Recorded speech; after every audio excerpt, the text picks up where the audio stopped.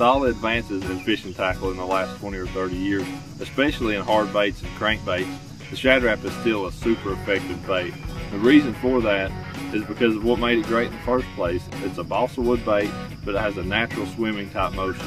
You know, I mean, that bait in the water, the way that it moves through the water, that's not been changed in the last 20 or 30 years. And it still resembles a shad better than anything else out there. And that tight wobble in cold water just makes fish bite that won't really bite a lot of other bait.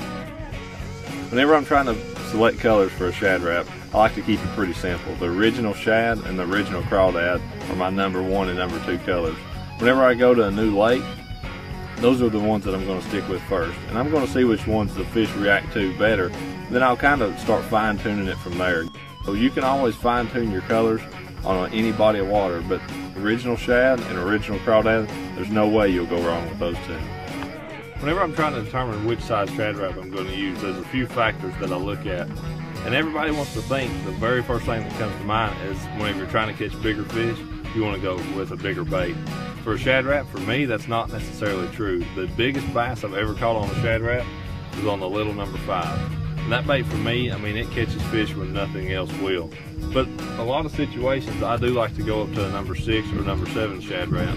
But for me, that little #5, like I said, I've caught the biggest bass I've ever caught on a Shad Rap was on this bait, 7 and 8 pound fish. And I can make fish bite this whenever I can't make them bite a little bit larger bait. And I pretty much always use fluorocarbon line, either 6 or 8 pound test fluorocarbon. You want something with a small diameter, and that's really going to help you get that bait way out there and to help get it down to reach those fish that you're trying to target. The sinking quality of fluorocarbon with its low stretch is what I really like about that line. Whenever I'm fishing a Shad Rap, most of the time it's going to be on water that's pretty cool, say less than 55 degrees. So my presentation is going to match that. My presentation is going to be pretty slow for the most part. My retrieve speed and the way that I fish that bait is going to be, you know, somewhat exaggerated. It's going to be a little bit slower. But one major thing whenever you're fishing the Shad Rap in cool water is the way you stop that bait.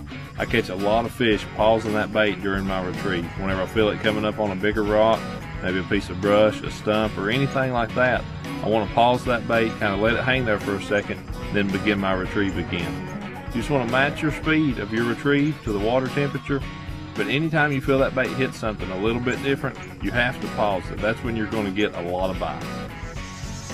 My tip for fishing a Shad Rap for dummies is the only way you're a dummy is if you're not fishing it. It's such an easy bait to use and an easy bait to catch fish on.